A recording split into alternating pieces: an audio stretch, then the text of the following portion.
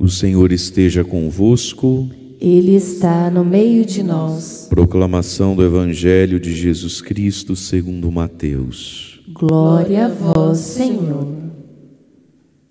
Naquele tempo, Jesus começou a censurar as cidades onde fora realizada a maior parte dos seus milagres, porque não se tinham convertido.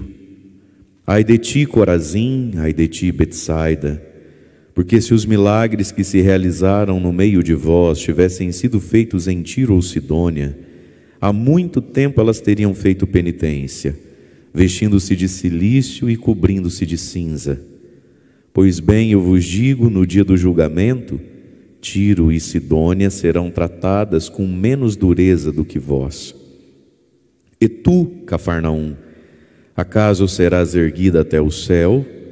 Não, serás jogada no inferno, porque se os milagres que foram realizados no meio de ti tivessem sido feitos em Sodoma, ela existiria até hoje. Eu, porém, vos digo, no dia do juízo, Sodoma será tratada com menos dureza do que vós. Palavra da salvação. Glória a vós, Senhor.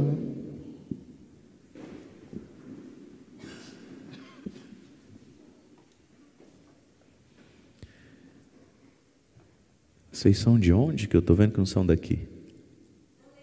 Toledo, bem-vindos. Irmãos e irmãs, a palavra de Deus hoje são as censuras de Jesus ao povo que desperdiçou. Deus não gosta de desperdício, né? E Jesus aqui está falando então do julgamento final e de que é possível uma pessoa, é possível uma comunidade, no juízo final, ser tratado com mais dureza do que vai ser tratado Sodoma e Gomorra, e não vai ser pouca a dureza que está reservada para Sodoma e Gomorra. Portanto, Jesus hoje aqui fala do que a gente faz com o que Ele faz. Deus faz por nós mesmos, Deus faz diante de nós, e o que a gente faz com isso?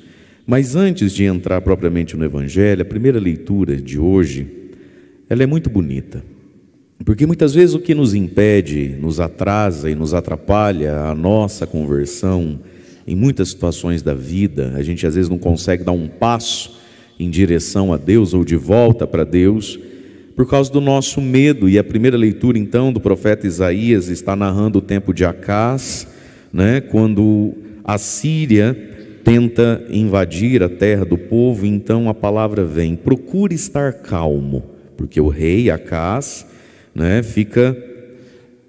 diz ali a palavra, que ele ficou com muito medo, tremeu o coração do rei e de todo o povo como árvores da floresta diante do vento. Ele se tremeu inteiro, e olha que ele era um rei forte e poderoso.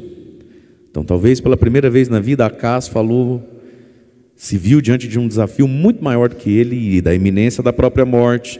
Então dirás ao rei: procure estar calmo, não temas, nem estremeça o teu coração. Procura estar calmo. Portanto, a calma diante dos problemas da vida é uma decisão, é uma busca. Procura estar calmo. Ah, mas eu estou nervosa, você sabe que eu estou nervosa. Então esse é o seu problema. Ninguém está dizendo que você não está nervoso, que você não está nervosa. Dá para ver o ciricutico. A calma não brota assim espontaneamente. Procura estar calmo. Opte por estar calmo. Escolha a calma e não o chilique. Escolha o silêncio e não o palavrão. Escolha. Procura estar calmo. E não temas, nem estremeça o teu coração, porque esse plano, vai dizer lá então no versículo 7, assim diz o Senhor: esse plano fracassará, nada disso se realizará. Meus irmãos, nossa mente tem o dom de criar cenários, não é assim? A nossa mente cria cenários. E Deus está dizendo, procure estar calmo, para de tremer, porque nada do que você está projetando de ruim vai acontecer. Você já parou para pensar que assim, 99% das vezes que você projeta um cenário ruim, ele não se realiza? E que talvez tudo que de ruim ou difícil te aconteceu na vida, você não esperava? É interessante isso. Talvez todo o mal que a gente esteja vivendo, as situações difíceis que a gente esteja passando ou passou, a gente não imaginava que ia passar, nem que está passando. E todas que a gente imaginou que ia passar, o que estava passando hoje, não está passando. A nossa mente ela é muito confusa.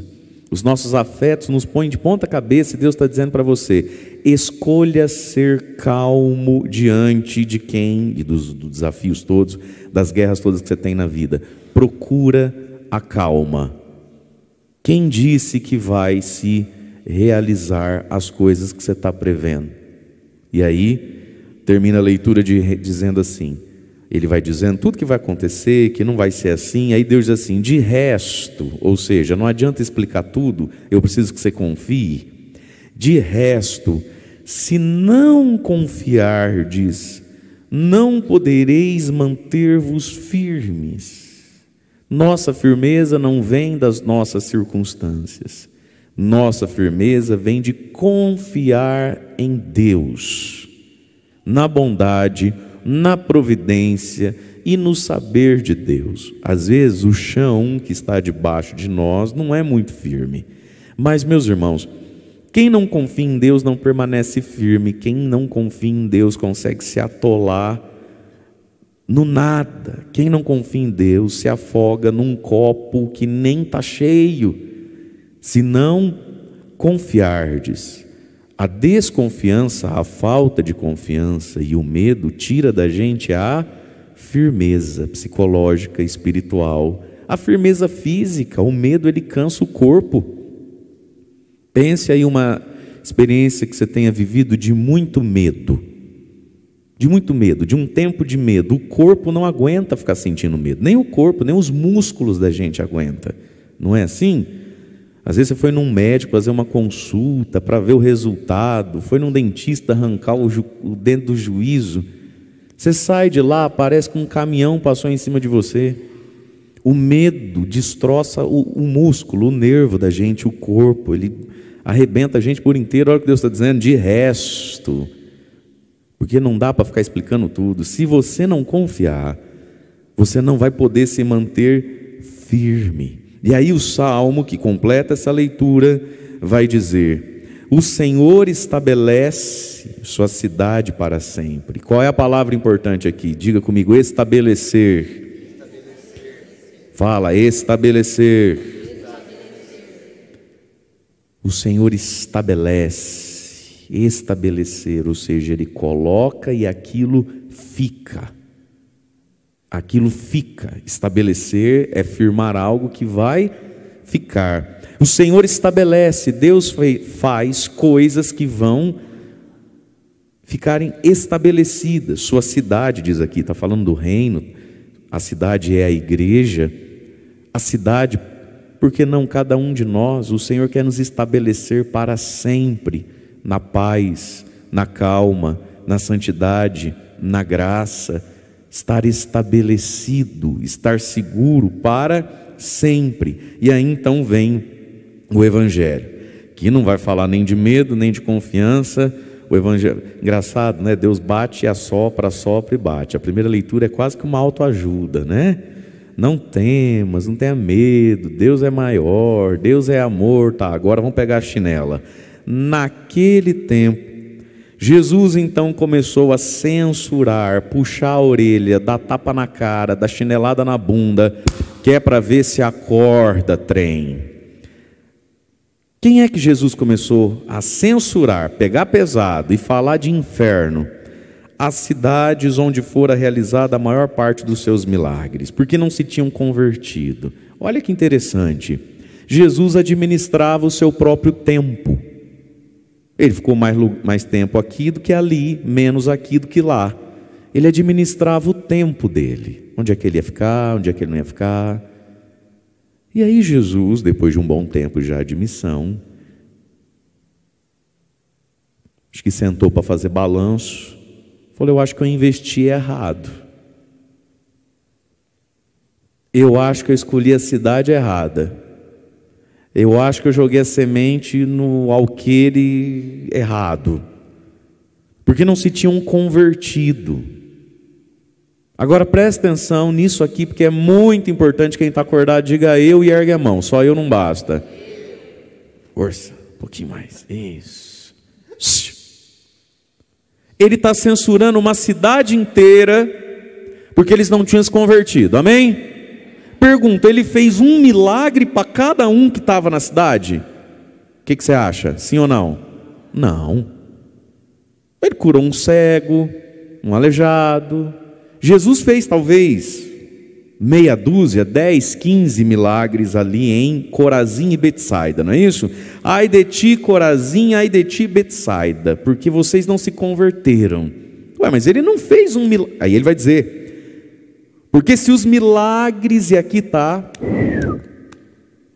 porque se os milagres que se realizaram, um para cada um,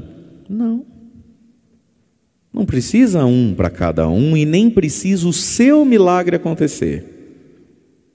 Não precisa uma cura para cada um, e nem precisa a sua cura acontecer. Porque quando Jesus curou o cego Bartimeu, só Bartimeu era cego, não tinha mais cego por lá. E quando Jesus fez um aleijado andar, só tinha aquele aleijado, não existia mais aleijado no mundo. A conversão é para todos.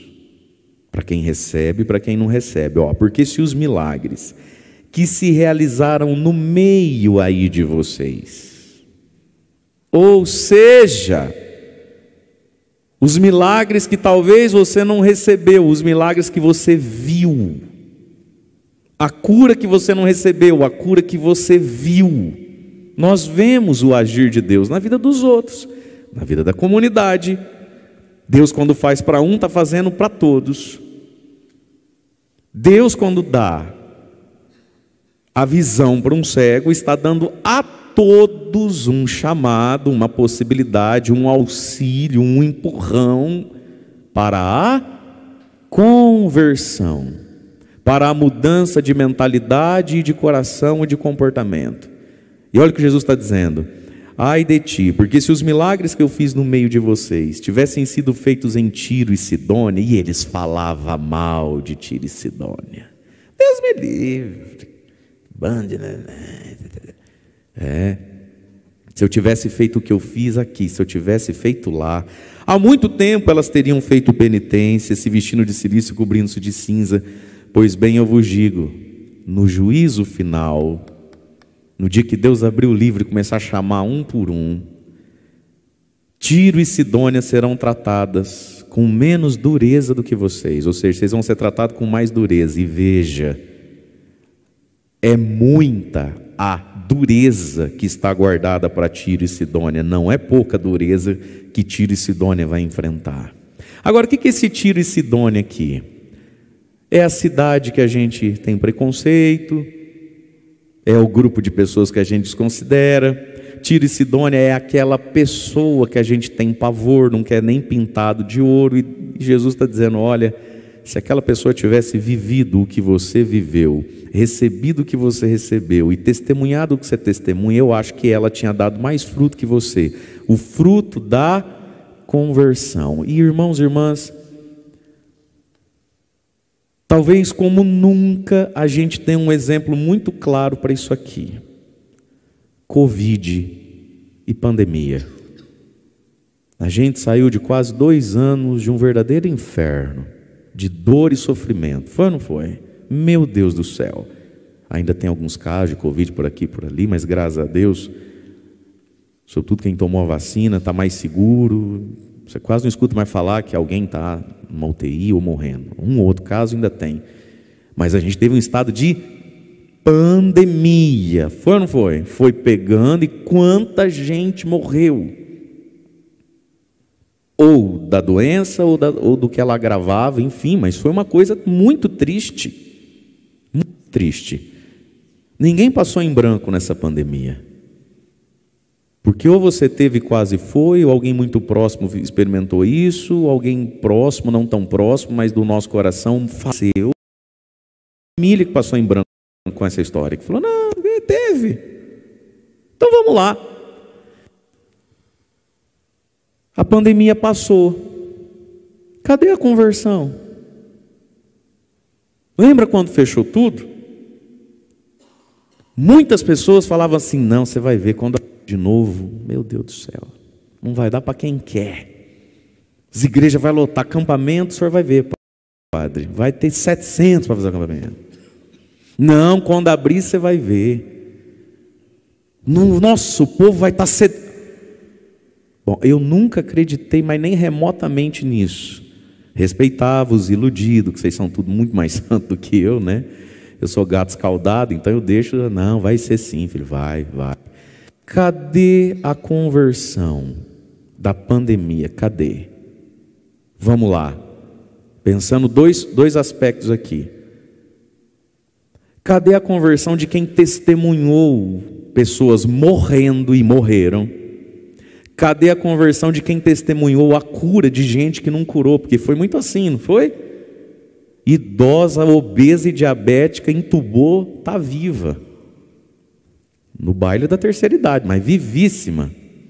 Discípula de Santa Sanfona, vai onde ela for, meu filho, eu seguirei, eu irei onde for sanfona. Não é? Está lá. Sim. Nós vimos pessoas jovens, saudáveis, nós vimos amigos, parentes, queridos, dar um espirro hoje, dali 7 dias, ser entubado e morrer. Nós vimos isso. O que isso fez em nós?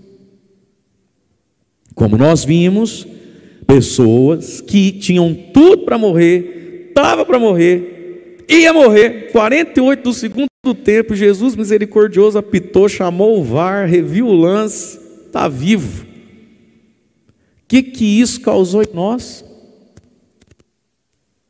Segundo aspecto, quantos viveram isso em si? Cadê esse povo? Que ficou isolado, que sentiu dor no corpo, que espirrou, que precisou de uma vaga, aí tinha, não tinha, meu Deus. Cadê? Cadê? No meio de vós. Então, Jesus não está cobrando conversão só de quem recebeu uma cura, uma bênção, um emprego. Também. Mas Ele está falando de tanta coisa que a gente vê no meio de nós. Se as bênçãos, os milagres e os livramentos que eu fiz por vocês tivesse feito em outro lugar, será que lá naquele lugar não estava dando mais fruto? Porque aqui está dando muito pouco fruto. Essa nossa indiferença a Deus, essa nossa não reação a Deus, irmãos e irmãs, todos nós já recebemos, ouvimos muita coisa boa. Então Jesus está cobrando Corazim e Betsaida, como é que pode? Vocês olham e são frios, olham e são críticos, olham e são indiferentes. Jesus está dizendo, eu acho que eu investi na empresa errada, eu acho que eu joguei a rede do lado errado do rio. Porque não se converteram. Conversão, a palavra metanoia, mudança de mentalidade. E é impressionante, gente, Deus faz em nós, diante de nós, e a gente continua com a mesma cabeça. Conversão significa mudança de mentalidade. A pessoa está vendo, ela está assistindo o quanto Deus é bom, o quanto Deus é grande. Ela está vendo, ela está assistindo o Espírito Santo de Deus fazendo o que nunca tinha sido feito, mas ela continua com a mesma cabeça, ignorante, preguiçosa, fofoqueira, medrosa, do contra, gananciosa, pornográfica, adúltera. Parece que você está dando um show, preparando um banquete, tipo um poste. Olha o que Jesus está falando. E aí você acha que Tiro e Sidônia, Deus tem que chegar o porrete neles? Jesus diz, Deus vai chegar o porrete neles. Só que o porrete deles vai ser menos duro que o que está reservado para quem escuta, entende, vê e continua com a mesma cabeça. Só que acontece o seguinte: Corazim e Betsaida eram ruins e não ficaram boas, amém? Você entende isso, sim ou não? Jesus foi em Corazim e Betsaida porque eles eram bons? Porque eles eram ruins. E aí Jesus falou assim: não vou no Tiro nem na Sidônia não, porque eles são ruins. Eu vou em outros dois ruins, eu vou no Corazim e na Betsaida. Jesus aqui está dizendo que a conversa vai ser séria com quem era ruim, sempre foi, e não conseguiu ficar bom. O que será que Jesus vai fazer com quem era bom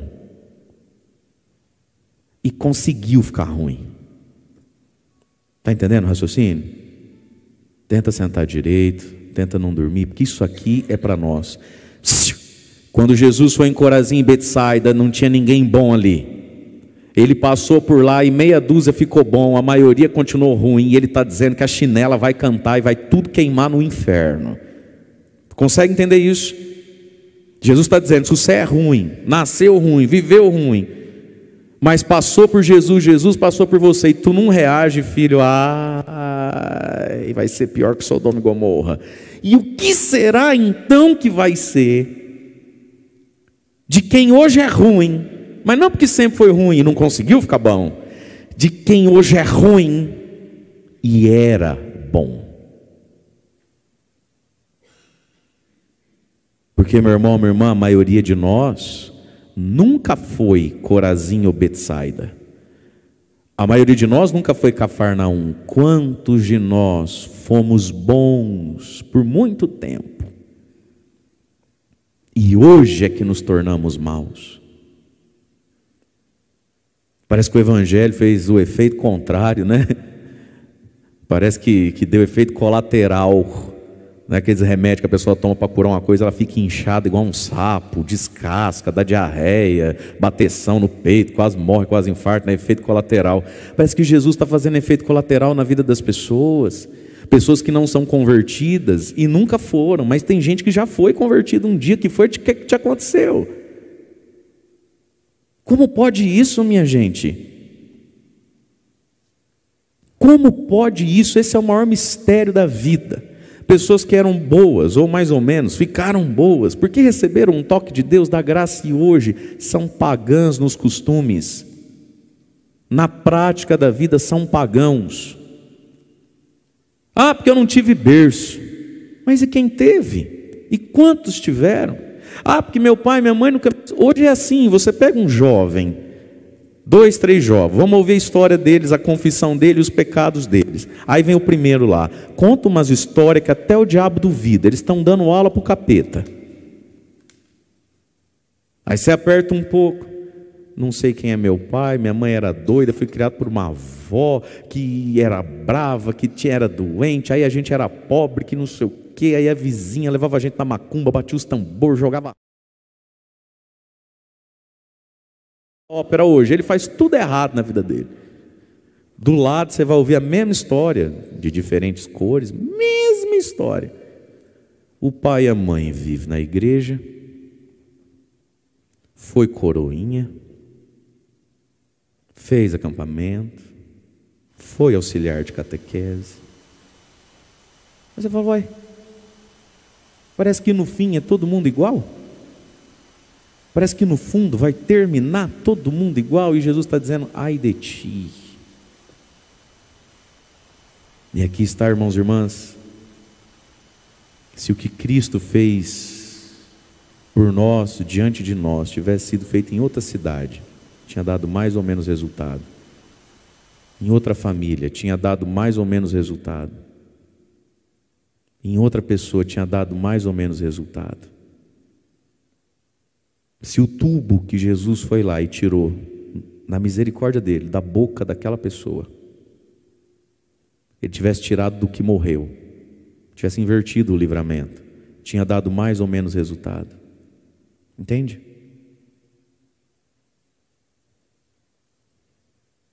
Pois bem, eu vos digo, no dia do julgamento, tem dureza maior do que a que está reservada para Tiro e Sidônia.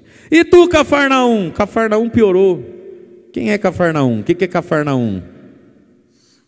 Ah, Jesus de Nazaré. Acontece que quando Jesus sai de casa e vai ser batizado por João Batista, Jesus vai morar em Cafarnaum.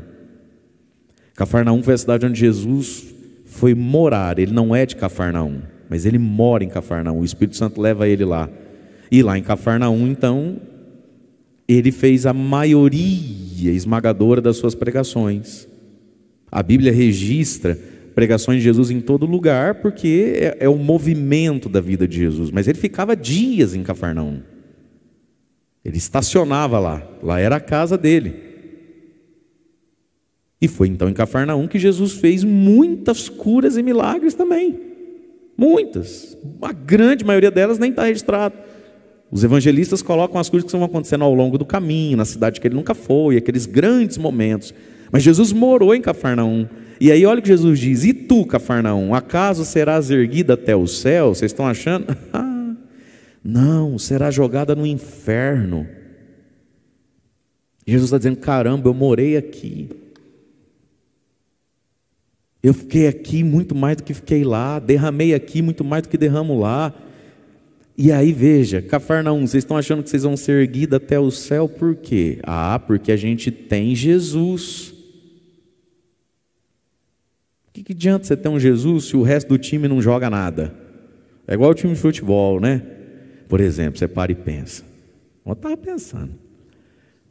O Palmeiras, que coisa maravilhosa. Mas se você pegar o Palmeiras, não tem um craque mesmo ali. Não tem um ali que você fala assim: meu Deus do céu, se ele pegar a bola, ele acaba com o jogo. Não tem um ali que faz isso. Pelo menos eu acho, do que eu entendo. Eu estou conversando agora com os homens. Se quiser dormir, fica à vontade. Sei lá, você pega um Atlético Mineiro, tem um Hulk. Flamengo tem uns dois ali também, que se pegar na bola e você não chegar junto, acaba o jogo ali. O cara é diferente. Mas é um time. Agora, por que não ganha de nós? Porque o que adianta você ter um? Se os outros não correm, não marcam, não jogam, não obedecem o técnico, não sabe nem porque se tinha que estar aqui ou tinha que estar lá, gol, perdeu. Cafarnaum, o que adianta você ter o Neymar? O time dos 6 é ruim demais, está louco. E tu, Cafarnaum, vocês estão achando que vocês vão ser levados ao céu? Porque eu estou aqui? Que, gente, pensa a fama que não virou Cafarnaum. Você é da onde? Cafarnaum. Mentira, você mora? Conheço muito. Jesus, na rua de baixo, né, amor, que ele mora. Esses dias até a gente foi lá e falei: Jesus, senta e toma um café com a gente. Sim. Mas o time é muito ruim, Cafarnaum não reage. O que adianta ter Jesus, assim como num jogo de futebol? Ainda com os homens, a gente não tem dó lá no fundo da gente não tem dó, por exemplo, do Cristiano Ronaldo, do português lá. A gente joga muita bola, aquele homem jogou bola a vida inteira, não ganha nada. Porque ele joga em qual seleção? Portugal, com todo respeito do mundo, é difícil, né, gente? Uma andorinha só não faz verão. Cafarnaum, vocês estão achando que vocês vão ser levados até o céu, bebê? Não, meu Deus, vai ser jogada no inferno, de novo. Porque se os milagres que foram realizados no meio de vocês, o milagre que você recebeu ou que você viu, a boa notícia que era você que recebeu aquela boa notícia, aquela boa nova, aquela bênção, ou a boa notícia que você ficou ouvindo, está sabendo da fulana, o que aconteceu? Aquela que estava com câncer, então, não sei, parece que está curado, passei na rua, ela está mais gorda, cabelo nascendo, que bênção, que bom. Sabe o fulana? Pois é, engravidou. Mas não podia, mas engravidou, está barriguda, vi esses dias, tá, a barriga desse tamanho, bonita. Os milagres que foram feitos no meio do dia. E fulano, rapaz, sempre que eu te vejo eu fico de perguntar, eu esqueço. Como é que está o fulano? Estava passando uns... Não, está trabalhando, já tem 3 meses já. Está trabalhando? Sim, arrumou um emprego, está trabalhando ali, inclusive disse que estava ganhando mais que antes. Está feliz, precisa de ver. Diante de ti foram feitas tantas coisas, cadê a conversão? Veja, meus irmãos, o bem é um apelo, entende isso? O bem é um apelo, a bênção é um convite a uma mudança, a olharmos para dentro de nós e nos quebrantarmos, né? Nos quebrantarmos. Quando a gente escuta as boas notícias da vida, é um convite a gente se quebrantar e pensar lá dentro de nós: eu estou correspondendo a Deus? Eu estou correspondendo à misericórdia? Eu estou entendendo a minha fragilidade e o quanto um dia todos nós vamos ter um julgamento diante daquele que é todo poderoso e misericordioso? Ai de ti, Corazim e Betsaida, ai de ti, Cafarnaum, porque eu acho que Tiro e Sidônia e Sodoma daria mais fruto. Meus irmãos, não é possível que nós vamos ser pior que Sodoma, que Tiro e Sidônia. Não é possível. E aqui entra São Francisco de Assis, sempre dizia, São Francisco de Assis foi muito penitente, às vezes os freios até se preocupavam com São Francisco, ele dizia assim: irmãos, se o que Jesus, nosso Senhor, fez por mim, tivesse feito por outro, esse outro já era santo, eu ainda não sou. Isso não é frase feita, não. Isso não é palavrinha para parecer beato, não. Ele de fato acreditava nisso. São Francisco viveu um negócio tão forte com Cristo, tão meio difícil de explicar. Aquela experiência de fé, às vezes, que a gente nem sabe explicar, mas é um negócio tão intenso, que pega a inteligência, pega o afeto, pega a lágrima, é um negócio. Todos nós já vivemos esse negócio. Você fala: será que eu entendi direito? Será que o padre saberia me explicar? Eu não sei nada, não. É um negócio que você teve com Deus, e você sabe que foi com Deus, que foi com Cristo, que foi com Jesus, que foi com a Eucaristia. Tivemos aqui o retiro, esse final de semana, o momento do Santíssimo. Depois uma pessoa veio partilhar: padre, o senhor passou, voltou, pegou a mão de um jovem, trouxe perto e chamou ele pelo nome. Ele está assim, assustado, quebrantado, impressionado por dois motivos. Primeiro, que o crachá dele estava virado, não é possível que o senhor sabia o nome dele. Falou: nem sei de quem você está falando, nem lembro de ter falado nome. Se ele está dizendo que eu chamei o nome dele, vai ver que eu chamei o nome dele. Ou Jesus mesmo chamou o nome dele, ele está achando que foi o padre que chamou o nome dele, porque está com os olhos fechados. Falou assim: motivo 2 do impressionamento, padre, é da congregação cristã, mas é um gente boa, vier de outra cidade, aí vamos lá comigo. Ele veio, sabe nada, nunca viu um ostensório na vida, diz que está pegando fogo de fora para dentro, de dentro para fora, de cima para baixo, de dentro para fora. Louvado seja Deus. Se é católico pode aplaudir, fica à vontade, é o mesmo preço.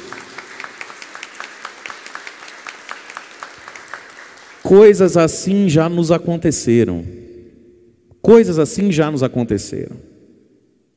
Deus é tão misericordioso que a fé não é emoção, mas ela coopera para a fé. Todo mundo aqui já teve alguma coisa, e mais de uma. Uns negócios meio... você não sabe se fica vivo, fica morto, você não sabe se ri, não sabe se chora, é um negócio gostoso, é um negócio esquisito. Todos nós. E aí Jesus está dizendo: o que você vai fazer com isso agora? O que vai ser feito com isso agora? Meus irmãos, a gente já recebeu de Deus coisa que tem gente que vai passar a vida inteira pedindo e não vai receber. E às vezes as pessoas estão firmes em Deus, tementes, convertidas. Não é assim? O que nós vamos fazer com o que estamos recebendo de Deus? Primeira leitura: não temas. Escolha a calma para ficar firme nas lutas da vida. Segunda leitura: existe um julgamento muito, muito duro para Sodoma. Não quero nem estar lá para ver. Misericórdia. Como é que vai ser essa conversa de Deus com Sodoma e Gomorra? Ai! Mas Jesus está dizendo: sim, é possível merecer castigo maior que a própria Sodoma e Gomorra. Quem escuta e é indiferente não corresponde ao que Deus faz diante de nós. Louvado seja nosso Senhor Jesus Cristo, para sempre seja louvado.